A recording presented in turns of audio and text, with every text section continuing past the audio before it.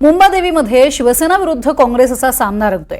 या मतदारसंघात अमीन पटेल विरुद्ध शायना एनसी यांच्यात लढत होतीये, त्यामुळे प्रचार जोरदार सुरू आहे। या भागामध्ये व्यावसायिक मोठ्या संख्येने आहेत। नेमकं मुंबादेवीकरांना काय वाटतंय हे जाणून घेतलंय आमचे प्रतिनिधी विशाल पाटील यांनी। मुंबादेवी विधानसभेत काँग्रेसचं नेहमीच वर्चस्व राहिलंय। अमीन पटेल हे सातत्यानं या मतदारसंघातून निवडून येत आहेत। या मतदारसंघाची रचना जर आपण पाहायला गेलं तर गुजराती मतदार मोठ्या संख्येनं नाही, त्याच तुलनेत मुस्लिम मतदार सुद्धा मोठ्या संख्येनं या मतदारसंघात आहे। त्यामुळे यावर्षीची निवडणूक काहीशी वेगळी या मतदारसंघात आपल्याला पाहायला मिळते, कारण का भाजपच्या शायना एनसी यांनी थेट शिवसेनेमध्ये प्रवेश केला आणि त्या शिवसेनेकडनं या मुंबादेवीतनं लढतायत। अमीन पटेल विरुद्ध शायना एनसी अशा पद्धतीचा सामना जो आहे हा मुंबादेवी विधानसभेत होणार आहे। त्यामुळे नेमकं मुंबादेवीकरांना काय वाटतं, मुंबादेवीकरांच्या बाबतीत हा सगळा परिसर जर पाहायला गेला तर या ठिकाणी सोन्याचा मोठा व्यापार जो आहे तो याच परिसरातनं चालतो, कपड्याचा व्यापार असेल हाही याच परिसरातनं चालतो। त्यामुळे गुजराती मतदारांचं प्राबल्य या मतदारसंघात मोठ्या संख्येनं आहे। अनेक एका चहाच्या दुकानावरती आलोय आपण, त्या ठिकाणी इथल्या मतदारांना नेमकं काय वाटतं, कसं वाटतंय, काय वाटतंय मुंबादेवीचं चित्र? आता इकडे दोन कॅन्डिडेट आहे आमच्या डोक्यात, असं कॅन्डिडेट असेल पण दोन कॅन्डिडेट मास्टर आहे। सायना एनसी ते शिंदेच्या टीमवरून आले, ते बीजेपीवरून शिंदेला टीमला आली आता, आणि अमीन पटेल जे जुना आहे ते 4 वेळी इलेक्ट होऊन आला आहे, त्याचा जोर आहे इकडे 29,000 1,00,000 अमीन पटेल यांचा जोर आहे इकडे, एकदम जोर आहे अमीन पटेलचं। कारण आहे त्याचे इकडे 1,29,000 मत आहे आणि ते साईडला 1,00,000 मत आहेत। तरी मतांना काउंटिंगमध्ये बी त्याची जीत होणार, आणि असा बी लोक त्याला ते व्यापारी वर्गचा हे एरिया आहे, इकडे सगळे व्यापारी वर्ग राहतात, म्हणजे व्यापारी वर्गचे चान्सेस जादा आहेत।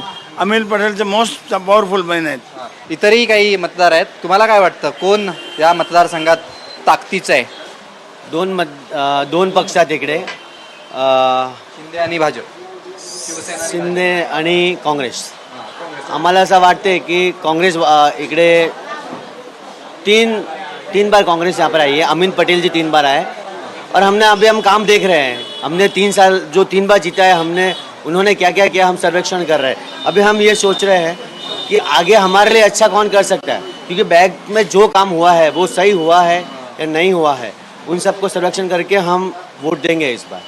तो अभी कौन भारी पड़ेगा फिर? बदलाव की ज़रूरत है, बदलाव की जरूरत है, थोड़ा सा लग रहा है, हल्का सा बदलाव की ज़रूरत है। देखते हैं फिर आगे क्या हो सकता है। आपको क्या लगता है यहाँ पे यहाँ का माहौल क्या है? माहौल तो बहुत गर्म है, इलेक्शन की गर्माहट सबको महसूस हो रही है। आने वाले समय में कोई चेंजेस होना चाहिए और राज्य में स्थिर सरकार हो ऐसी जो डेवलपमेंट दे सके। आप सब बिजनेसमैन हो, यहाँ के सोना व्यापारी हो, क्या मार्केट चल रहा है अभी? एक बार देखा जाए तो जिस तरह के गवर्नमेंट महाराष्ट्र में बने उसका कुछ इफेक्ट हो रहा है ये बिजनेस पर?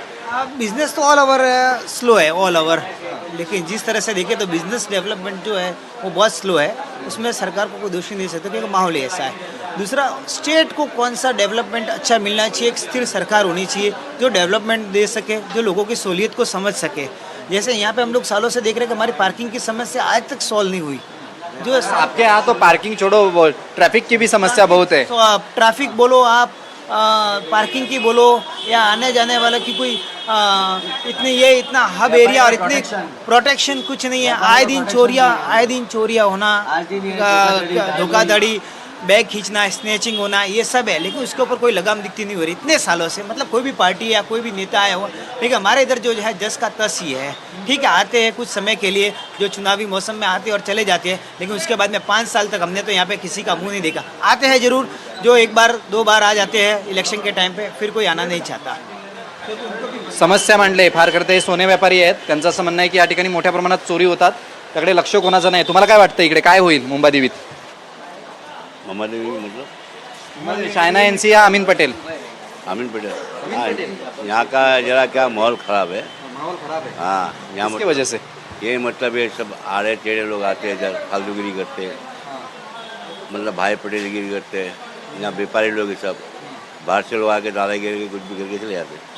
किसका बैग खींच, किसका ये कर, किसका। आपको क्या लगता है कौन आना चाहिए यहाँ पर? अमीन पटेल।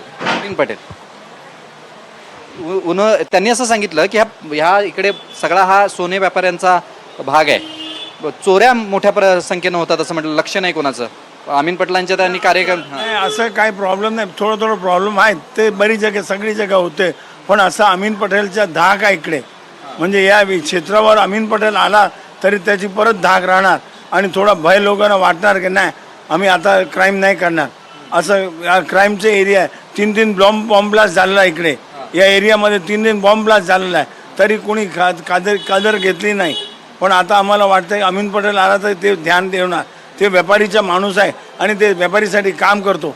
तो नेहमी असं आम्ही सांगितलं आहे की प्रॉब्लेम झाला तर उचलून येतो, आम्हाला हेल्प करतो.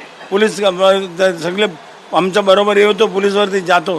ते तसं काय आता सायना एनसी आली आहे. सायना एनसीला कोण ओळखतात? त्याला कोणी ओळखत नाही. ते नाना पाटेकरची पुत्री आहे. मग ते BJPला होती, आता शिंदेला आली. मग त्यांचे काय ठिकाणा नाही, ते परत असं चेंज करणार. पण अमीन पटेल काँग्रेसचा आहे, बरी ते काँग्रेसचं काम काय प्रॉब्लेम नाही. इंडिव्हिज्युअल माणसावरती जे वोट द्यायचं तरी त्याला अमीन पटेलला वोट द्यावं. इतरही मतदार आहेत, आपण त्यांच्याशी बोलणार. काय वाटते मुंबई देवीत काय होईल? मालूम नहीं भाई मुझे कुछ. कहाँ के हो आप? यूपी. यूपी से हो? क्या लगता है महाराष्ट्र में क्या होगा आपको लगता है? बदलाव होना चाहिए, किसका बदलाव? मतलब बीजेपी सरकार जाएगी? जाना चाहिए. जाना चाहिए. क्यों ऐसा लगता है आपको? ऐसा लोग बोल रहे हैं कि बदलाव बहुत जरूरी है. क्या चर्चा होते हैं आपके यूपी में महाराष्ट्र के बारे में? अब यूपी में तो बाबा चल रहे हैं. हाँ. हमारे महाराष्ट्र की क्या बात होती है? और महाराष्ट्र में जो भी चल रहा है अच्छा चल रहा है, क्योंकि लोग बोल रहे हैं कि बदलाव आना जरूरी है.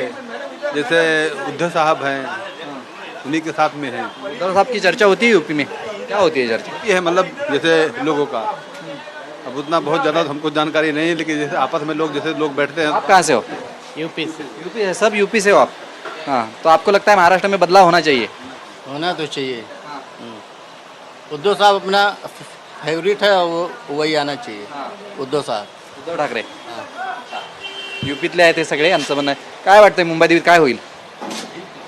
तरक्की, प्रोग्रेस, इंफ्रास्ट्रक्चर, क्लीनलीनेस, ये सब थोड़ा बहुत अभी तक कंजेशन.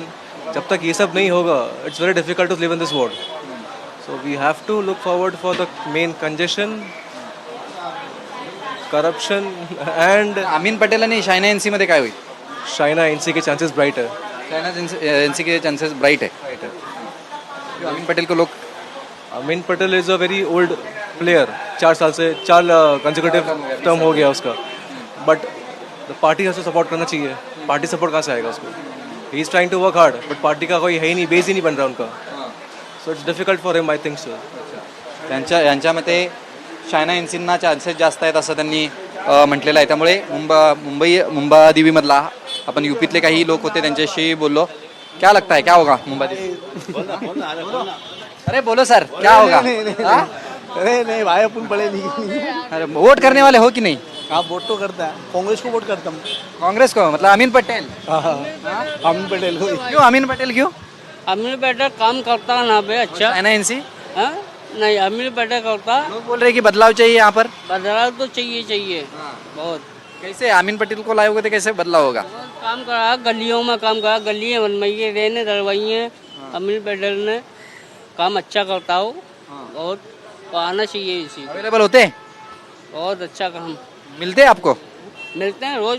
ऑफिस है इसका पठानबाड़ी में 2 रोज आते हैं वो. सबकी सुनते हैं, गरीबों की भी सुनते हैं वो.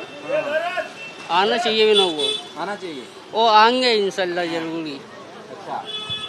अमीन पटेलच निवडून येतील अशा पद्धतीची प्रतिक्रिया आहे. काही व्यापाऱ्यांना शायना एनसी इथे येणं गरजेचं वाटतंय. बदलाव पाहिजे अशा पद्धतीच्या प्रतिक्रिया ज्या आहेत त्या मतदारांच्या इथे त्यांना पाहायला मिळतात. त्यामुळे मुंबादेवी या मतदारसंघात एक वेगळ्या पद्धतीची फाईट, बिग फाईट होण्याची शक्यता आणि चुरशीची निवडणूक होण्याची शक्यता जी आहे ही आता निर्माण झालेली आहे. त्यामुळे येणाऱ्या काही दिवसांमध्ये, अवघे काही दिवस उरलेले आहेत मतदानाला, त्या दिवसांमध्ये ही चुरस अधिक रंगतदार होणार यात शंका दिसत नाही आहे. कारण का ज्या पद्धतीनं मतदारांच्या भावना जर आपण पाहायला गेला तर मिश्र संमिश्र अशा पद्धतीच्या प्रतिक्रिया ज्या आहेत त्या दोन्ही उमेदवारांच्या बाबतीत येताना आपल्याला पाहायला मिळत आहेत.